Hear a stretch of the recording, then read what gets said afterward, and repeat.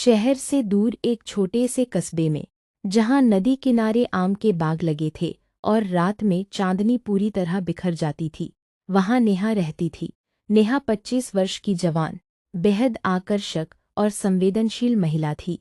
उसकी गोरी त्वचा चांदनी में चमकती, लंबी काली लटें हवा में लहराती, बड़ी बड़ी कजरारी आंखें और होठों की मधुर मुस्कान किसी को भी अपनी ओर खींच लेती। उसकी शादी को 2 साल हो चुके थे, लेकिन पति राकेश अक्सर व्यापार के सिलसिले में बाहर रहते थे। घर में अकेलापन नेहा को रात रात भर जगा रखता।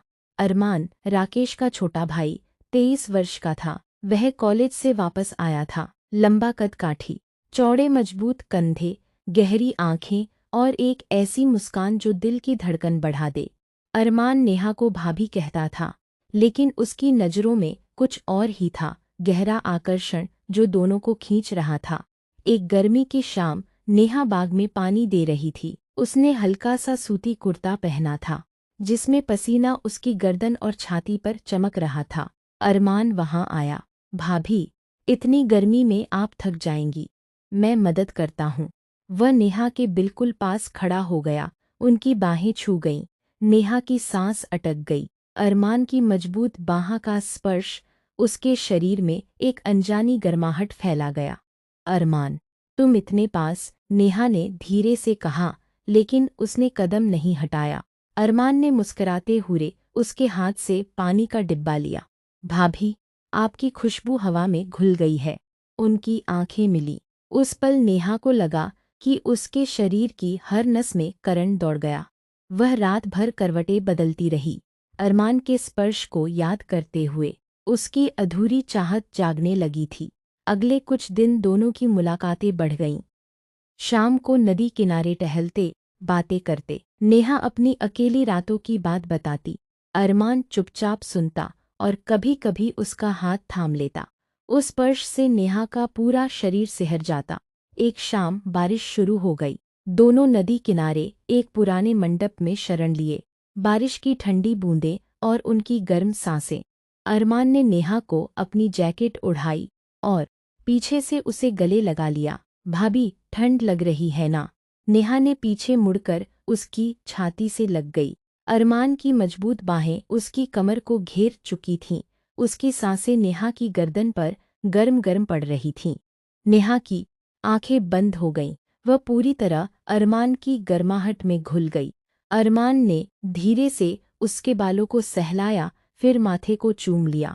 अरमान, यह क्या हो रहा है? नेहा ने फुसफुसाया, लेकिन उसने खुद को और पास खींच लिया। उनके शरीर एक दूसरे से पूरी तरह सट गए।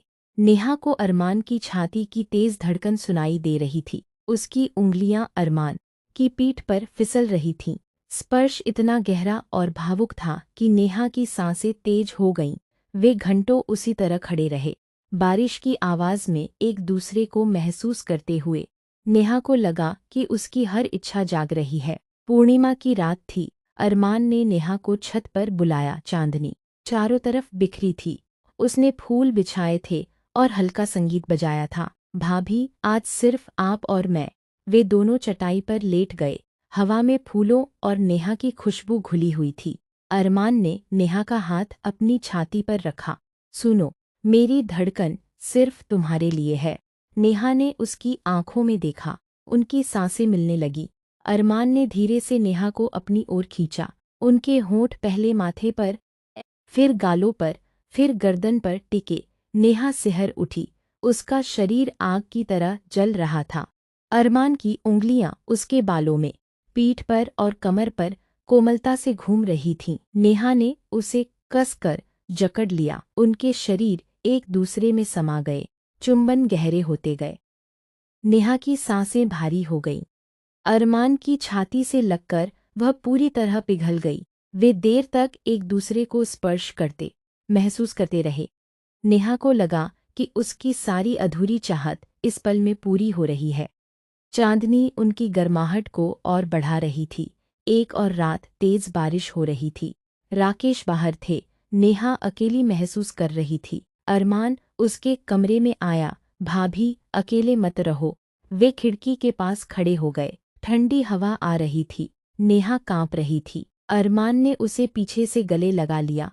उसकी बाहें नेहा की कमर को मजबूती से घेर चुकी थीं। नेहा ने पीछे सरक कर खुद को पूरी तरह अरमान से सटा लिया। उनकी सांसें एक हो गईं। अरमान ने नेहा को घुमाया। इस बार उनका चुंबन बहुत गहरा और भावुक था। नेहा की उंगलियां अरमान के बालों में फंस गईं। वे फर्श पर बैठ गए। नेहा अरमान की गोद में थी। अरमान की उंगलियां उसकी पीठ पर, गर्दन पर घूम रही थी। नेहा की सांसें तेज हो चुकी थी। वह बार बार अरमान को और पास खींच रही थी। उनका आलिंगन इतना कसकर था कि दोनों के शरीर एक हो गए लगते थे। वे घंटों इसी तरह रहे, बातें करते, स्पर्श करते, एक दूसरे की गर्माहट में डूबते। नेहा की हर इंद्रिय जाग चुकी थी। सुनने वाले को भी यह दृश्य सुनकर रोमांच और उत्तेजना महसूस होती। समय के साथ नेहा को अपराध बोध हुआ। अरमान, यह सही नहीं, वह कहती, लेकिन अरमान उसे गले लगाकर कहता, भाभी, तुम्हारी खुशी मेरी जिंदगी है। मैं तुम्हें कभी दुख नहीं दूंगा। एक दिन नेहा बीमार पड़ गई। अरमान रात भर उसके पास रहा। उसने नेहा को गोद में उठाया, पानी पिलाया, माथे पर हाथ फेरा। नेहा ने उसका हाथ पकड़कर अपने होठों के पास ले जाया। उस रात उनका आलिंगन सबसे गहरा और भावुक था। नेहा रोते हुए बोली, अरमान, तुमने मेरी सारी वासना को प्यार से भर दिया। अंत में दोनों ने एक दूसरे के लिए फैसला लिया। उनकी मुलाकातें चांदनी रातों, बारिश की बूंदों और उद्यान की हवा में जारी रहीं। वे एक दूसरे को स्पर्श करते, आलिंगन करते, गहरी नज़रों से देखते और प्यार करते। नेहा की जवान चाहत अरमान के रोमांटिक स्पर्श और प्यार से पूरी हो गई।